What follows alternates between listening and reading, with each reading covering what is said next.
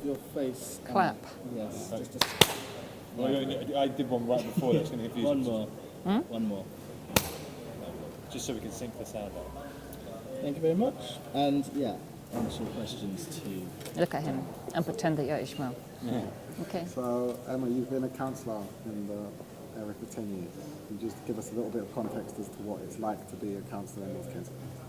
Yeah, I've been campaigning actually since I was about 15, to be honest. And that has been ongoing through different changes of life and, having children and so on over the years. But there's always been things I've been campaigning about. So that has sort of naturally led me into being a counsellor. It's not much of a step up, really, from relentless campaigning to being a counsellor, apart from the very dreary meetings that you have to attend. So, yeah, it is very frustrating in some ways to be in permanent opposition. Maybe that won't be that for long, but, you always have to read everything, because there's always, if there's a big fat pile of papers like that, there's something in there that they want you to read. So I've tried to make that into a bit of an art, reading everything and finding all the things, especially financial accounts, which are always very revealing. So yeah, and then you hold them to account and don't ever let it drop. If you find something, you just have to keep on going, and that's tiring when you're in opposition. Yeah, it is, but you have to keep going. And we have the kind of nemesis figures of Paget Brown and Fielding Mellon, who obviously were awful in their media appearances and their lack of contrition to Grenfell. But what was it like to face down and oppose individuals? Yeah, well, over many years in the council, especially if you found something that they don't like, they will try, well, they don't only intimidate you, they try to undermine you and make fun of you. And say that you're mad, and I was told I had no credibility. I have actually got a naughty book of all the insults and criticisms that they made over the years, which is makes quite interesting reading, because the community's prevailed, and I've been proved to be right on many things over the years, actually. So, and the people who are the worst critics of me have all gone. So that's something. I wish it had happened another way, actually. But they have gone now. The other day, Ed said that when Rockfield and Mellon went on to became trustee of the West Region, that should have been when the alarm bells rang in terms of redevelopment of the area. Can you just tell us what he meant by that in terms of what the big designs that you were privy to for North Kensington were? Yeah, it's very clear when when certain people were kind of rising up the ladder in the council, that they had massive master plans. Some people bringing in their experience from elsewhere, like one of the current deputy leaders who's a property developer, and others who were just merely aspiring to be property developers, like Rockfield and Mellon.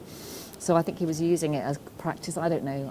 Actually, I really can't think what was going on in his mind. But he had massive plans. And the more I heard about what they were doing as they came out, and often we were the last people to hear about them, the more alarm bells rang for me, because I thought the council can't even cope with this scale of development of every square inch in every council estate, and all the buildings that they were leasing out and so on. I don't think they have the capacity to do it well, let alone do it badly, So no, I found that it was, it seemed like a really crazy scheme, actually, really crazy. And that's aside from the effect it was going to have on everybody.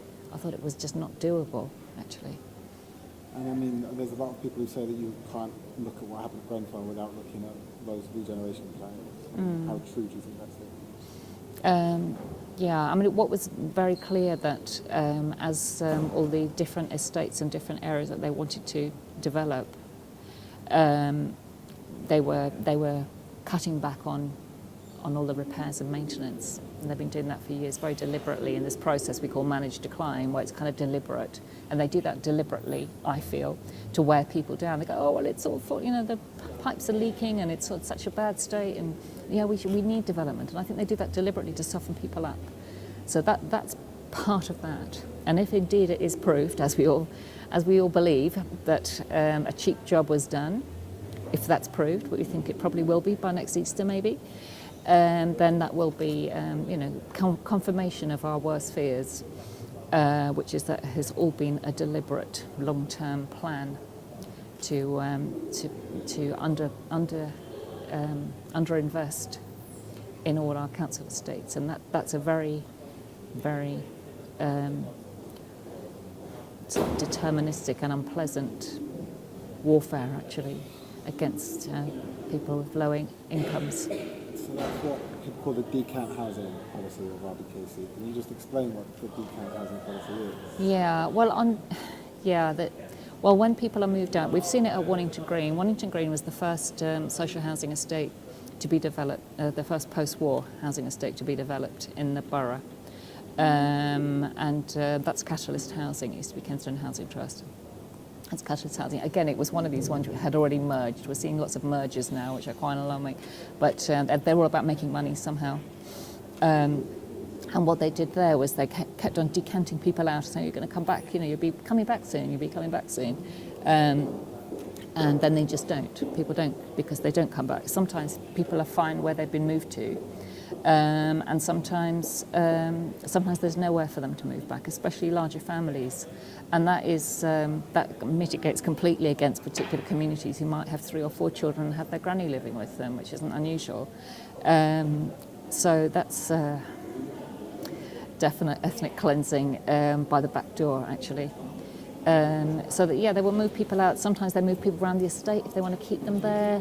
They would always deny that. They will always deny it. I've had very, very angry words thrown back at me about mentioning social cleansing or ethnic cleansing, but it happens, and we see it.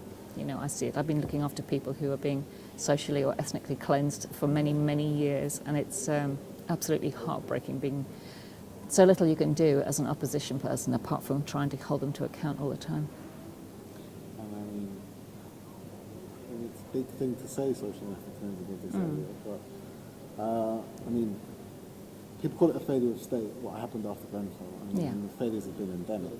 But to what extent, if you understand what happened beforehand, can you see a kind of intentionality there that kind of that incompetence may be something a little bit more malicious?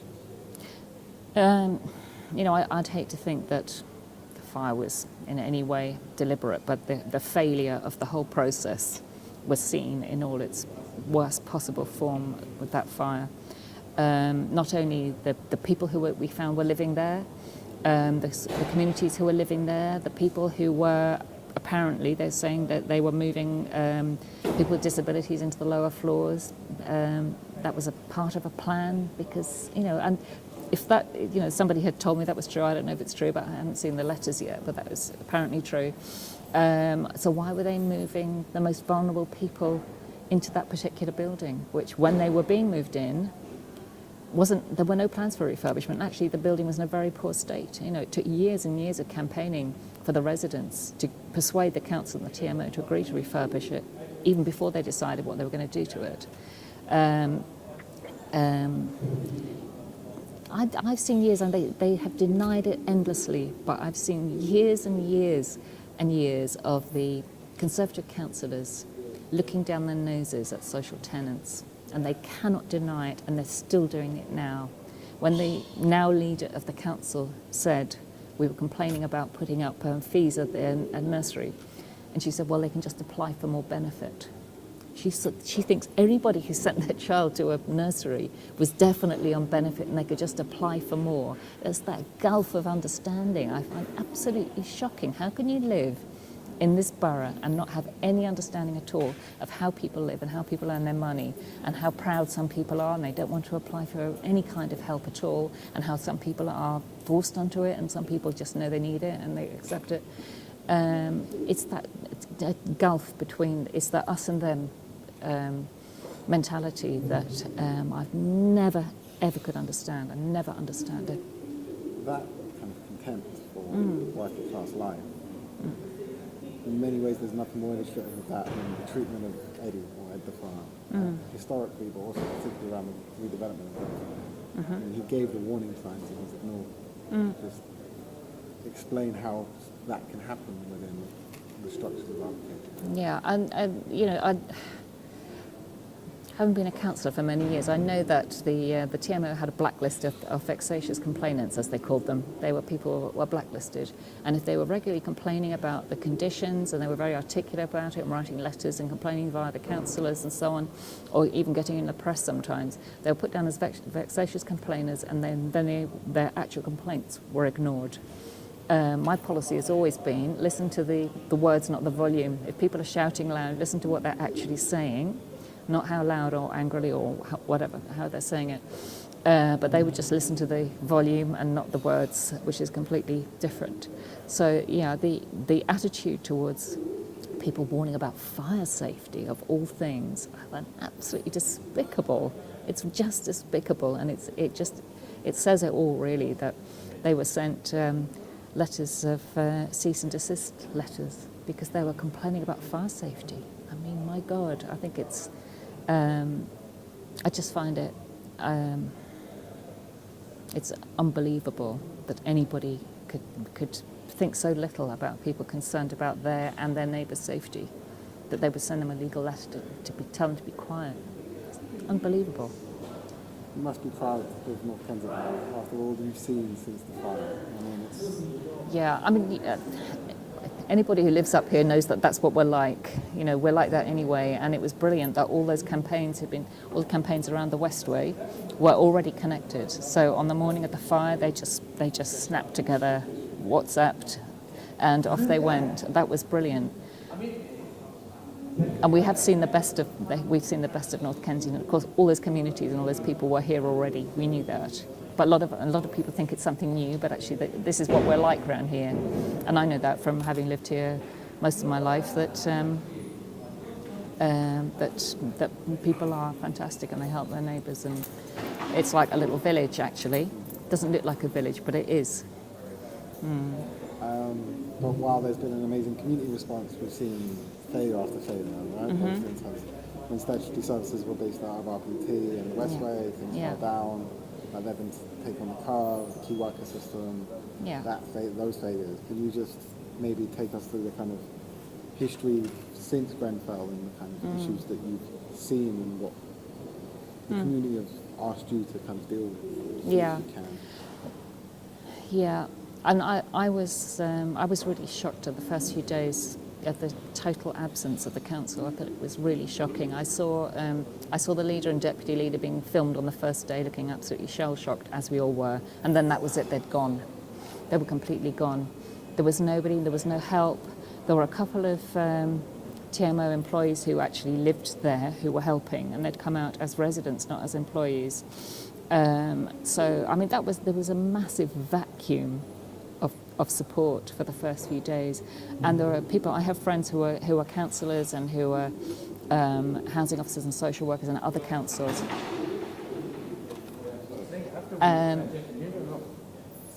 So do that again.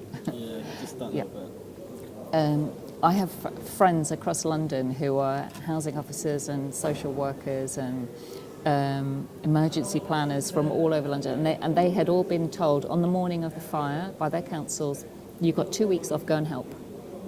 And they all rolled up, or they phoned in, and they were told they weren't needed. And how the hell that happened, I have no idea. We had an emergency plan. What, was it just a piece of paper? Clearly it was. We had no actual formal emergency plan. There was no way of actually putting that into implementation. It was just on paper.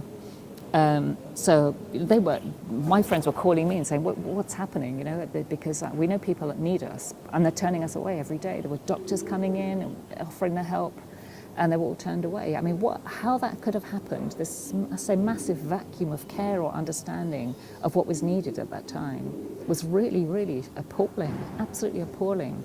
And then they called in Gold Command, who then had to patch up, you know, I think they had a real struggle, because people were already in such a poor state by then.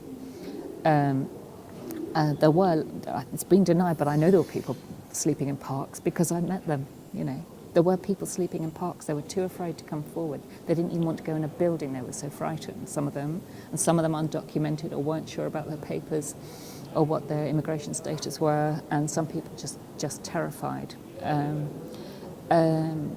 there was no help for them at all. I found that really shocking. So as the weeks have gone by, the community groups have set the example and they set the standards of what the council should be doing. And the council have failed every day. They're still betraying everybody as they did on that day on the 14th of June.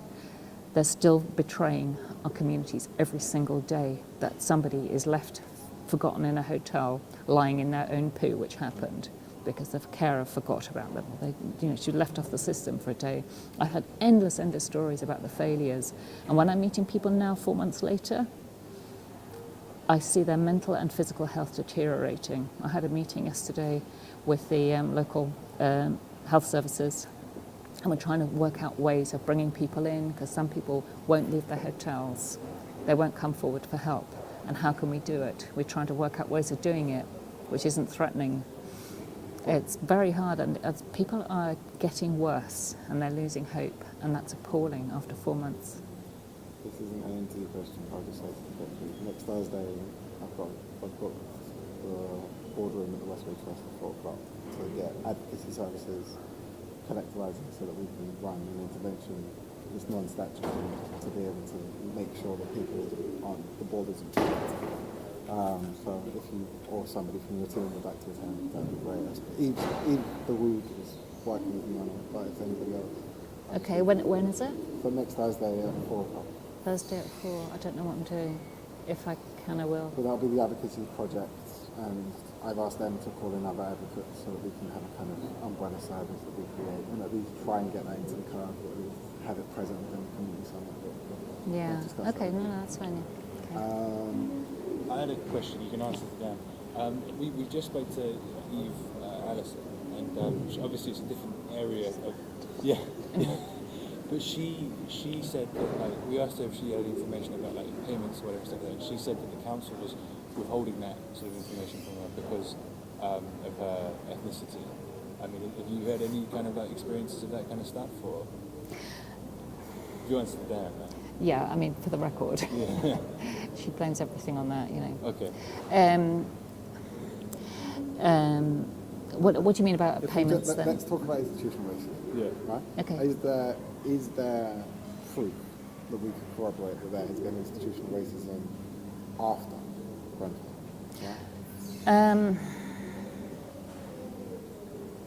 Right? Quite possibly, yeah. Quite possibly, but I don't think it's only racist, actually. I think it's a class thing as much as anything, because there are certainly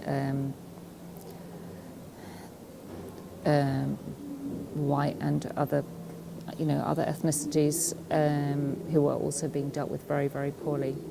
The people who are struggling the most, who are the most vulnerable, many of them don't have good English. That's appalling. That is institutional racism, because it means that, however, if they try to engage, they're at a disadvantage. So they should be helped more. And I don't think they say, oh, well, they could ask for a translator. Well, you know what, then maybe they're not going to ask for a translator. Maybe they don't want that. Maybe they'd rather struggle. But the fact that they have to work harder to get the same services, that is what institutional racism is, actually. So in that way, yes, there is. I don't necessarily think that they would look at two survivors, one of whom was black and one was white and one was some other ethnicity, and go, oh, yeah, we'll help that one and not that one. I don't think so. I may be wrong. But just the fact that some people are finding it very difficult to get help and that they're all treated so poorly, I think it's more about class, actually. I really do. On the issue of class, and you're Goulburn Ward Council still, right? Yeah.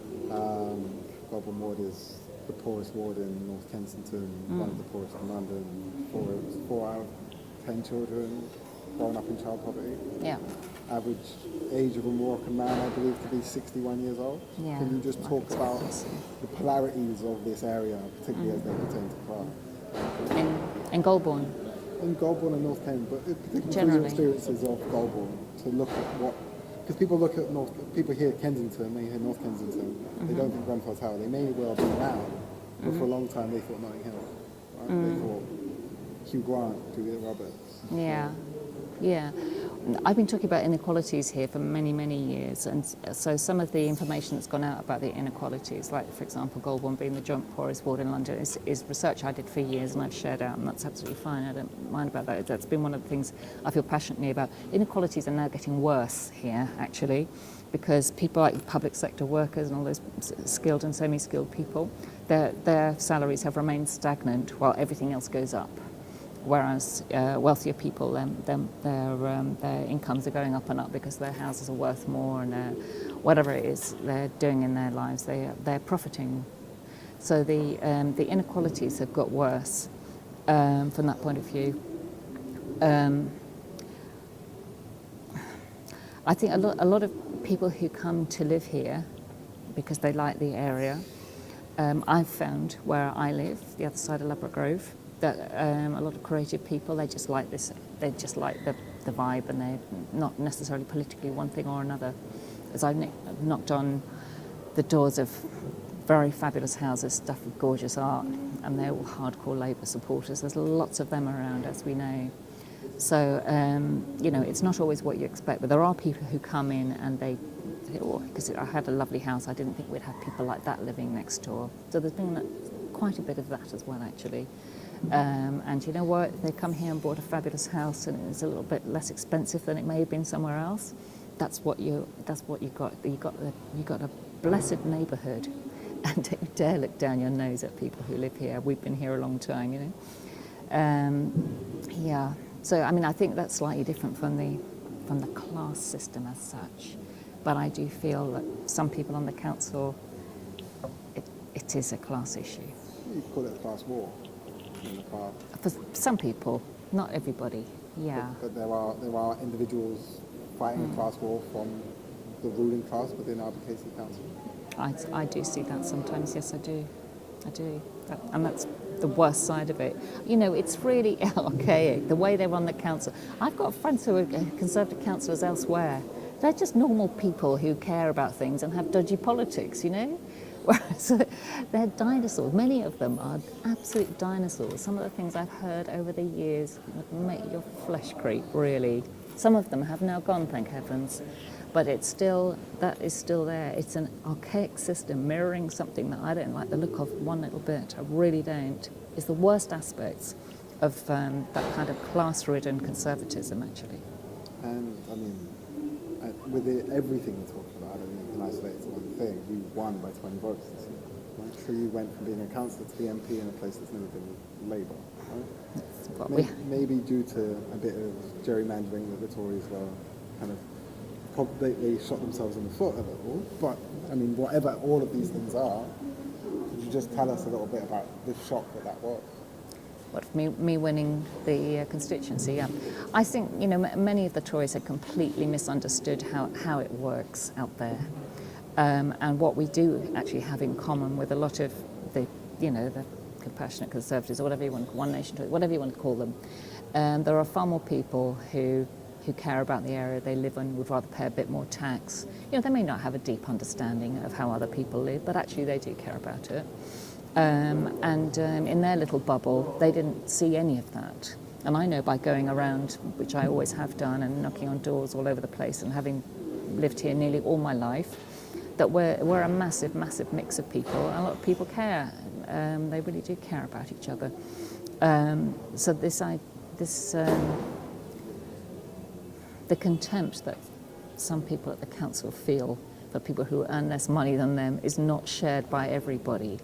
And there are other things about neighbourhood and so on, and how neighbourhoods works and the planning aspects of it, and how communities work. So they might be thinking where they can take their little dog out for a nice buy a bun somewhere and all the rest of it. That's not so dissimilar from what we want up here.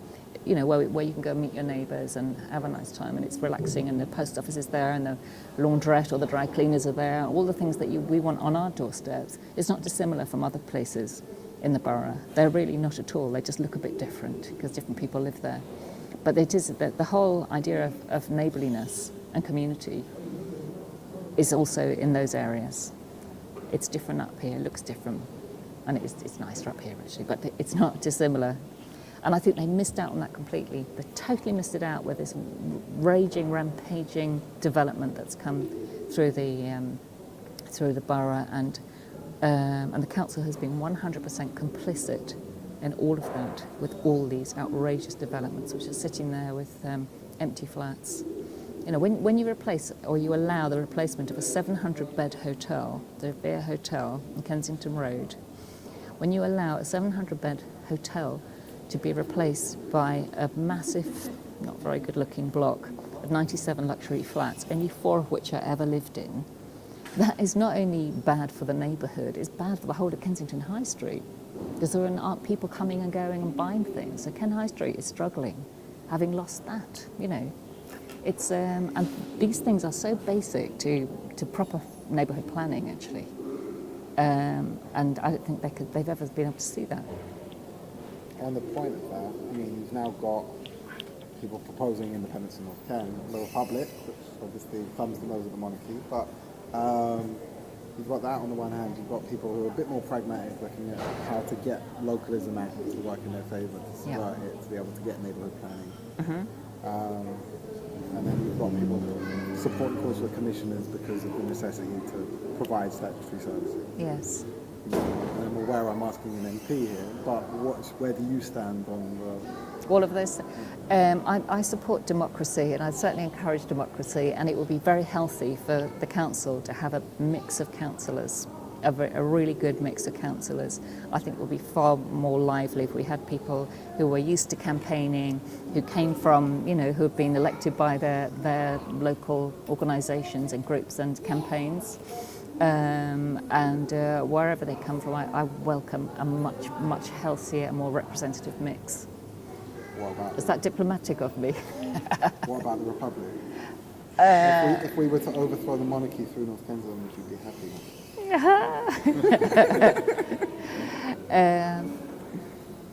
Well, I've been a Republican for a very long time. Ever since a certain person wore a Nazi uniform to a party, that's when I signed up. That was the moment I signed up. That very week I signed up. I thought, enough is enough. This is taking the mickey. I'd not say any more about that one because the death threats have only just stopped. Thank you so much for your time. That's right. Anything? Is that okay? What I missed? Have I missed anything? No, You got you got it all. It's wonderful. Really, thank you. That was brilliant. No. Yeah, such a help. Anytime. Okay, and cheers. seriously, if next week, if anybody from, I mean, Eve will be there, so I think that may well be enough. But if there is anything, because I want to just make sure that we make that lack of joining up. Which is, Yeah, I mean, that's the thing. Where's the coordination? How many serious case reports do we need to be able to, for them to be able to say that? There'll be something that says they haven't done joined up thinking and all of these problems come in, but actually non-statutory services have as much responsibility to step in when they can see the benefit of statutory services. So I'm just trying to... I understand that. It's because I say the community have been the model for which the council should follow. Yeah. And they still don't see it, do Also they? the voluntary sector. I think Oh, yeah, and the there's a voluntary lot sector, of powerful spaces where people are standing around and there's people we aren't accessing and they're complacent within that act.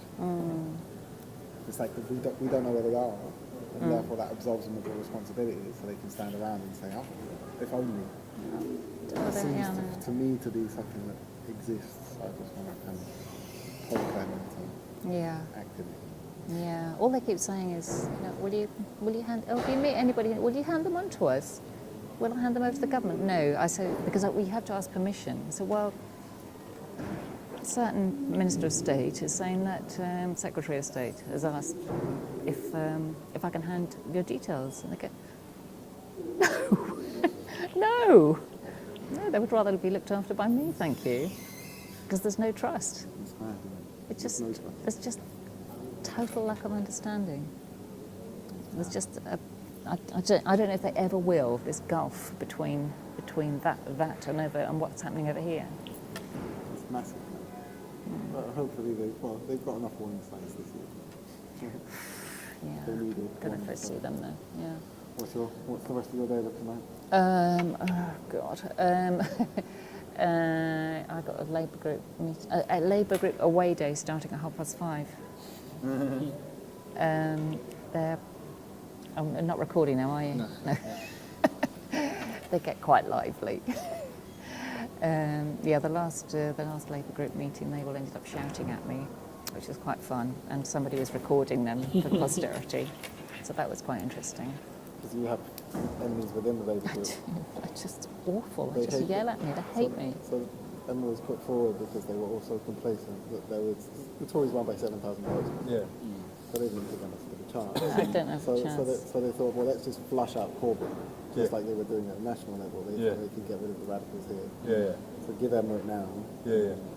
and we're back in there. Really, really They are really angry I won. Some of my I think it's great. colleagues. And like, honestly, like, congratulations. Thank on you. That was huge. I was because at the time I was living in Moscow, so we were, all the English people they were watching in Moscow. Oh, were really? like, Willing me on. Oh, really? yeah, yeah, yeah. Oh, lovely. We stayed awake and watched the whole Well, thing. It was oh, amazing. really? Yeah. Yeah, it was incredible. It was great. That last night, I will never forget that night. I mean, I filmed it all, right? So It was that side- just- So Oh, my girlfriend's brother is American, and like he's a big Bernie supporter, and like so he was here visiting a friend of his for the election. Didn't know it was the election, and he was just like writing to me like, "My God, man, this is like such a historic moment!" Like, yeah, it was big. He was around here as well. Like, he was like around here, so he was like witnessing everyone like going, "That's for you, winning." So like, yeah, it was a really big moment. Like, It was huge. I still get hugged in the street by strangers, which is really nice. Yeah. No, it was. I think that was the most hopeful I felt in a long time. Just the whole campaign, And then- where everything turned around. But we and had everything. then we had Brentford, which Then we is had complete- Chrome.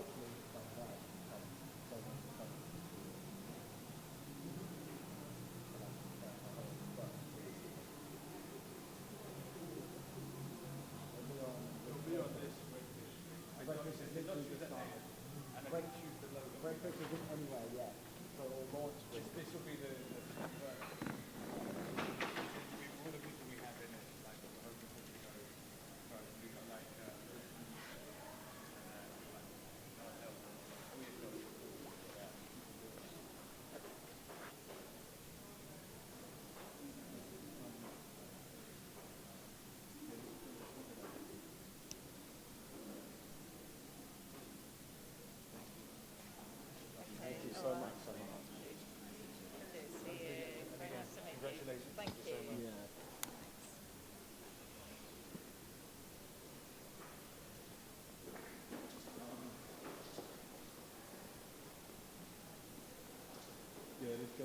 Can you clarify that thing roughly? Are we going to document again something like that? So we'll call this. You call all of my phone.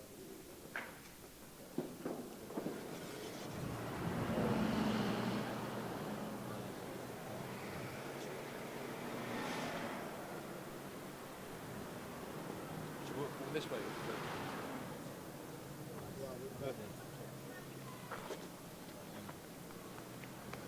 Serious. What's they say?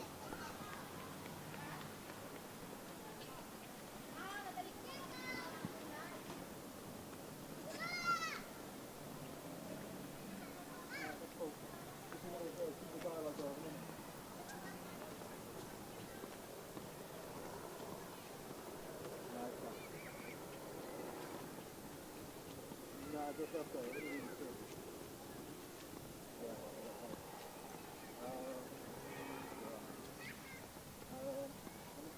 I'm gonna bomb down there, bomb down there.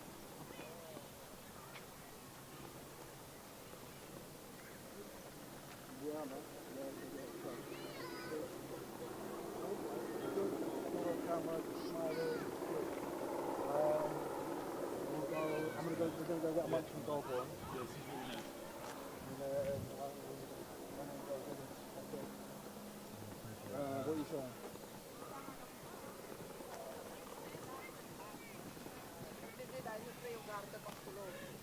Nagulat naman ako kami sinulit talaga. Oh my God, may garot The basement thing.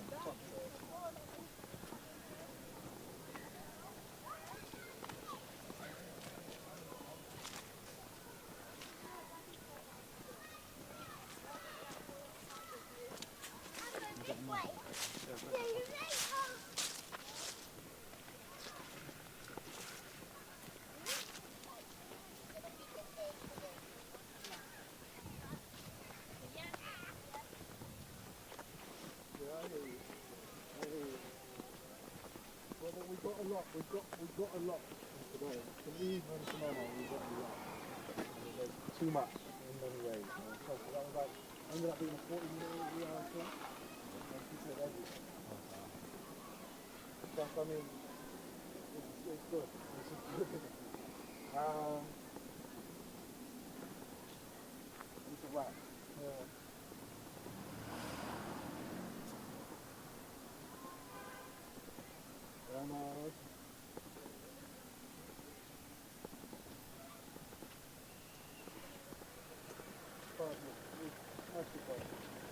Well, I'll call you when I'm in the video.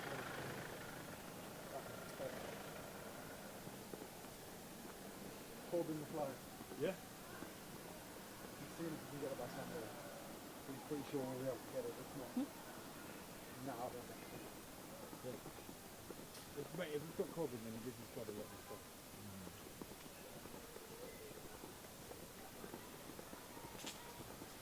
If she lets you stay for that, then you should just crack on with the edit. Yeah. In between, depending on when it actually happens. Yeah, but if you do this, we get the documents today. Right. So I have to be able to sit down. Yeah? And I'm starving.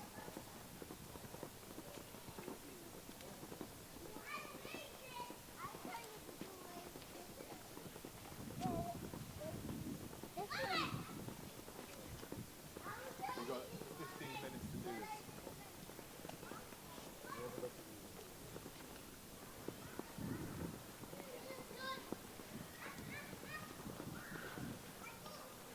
That's fine. That's good. No, we'll keep on around each other. I'm sure. It's not going to be okay.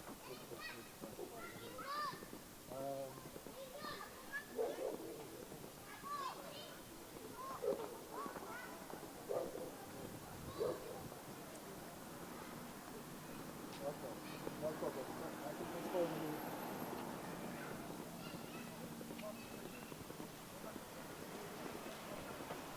No problem. I understand. Let's speak on Monday. Maybe I won't hold back on cancelling the move until we talk on Monday. I think we can potentially make use of it. No way. No, don't worry. I don't think you want that. It's all good.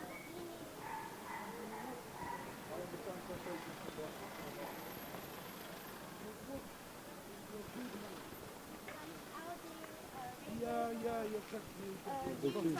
No, no, no. That's fine.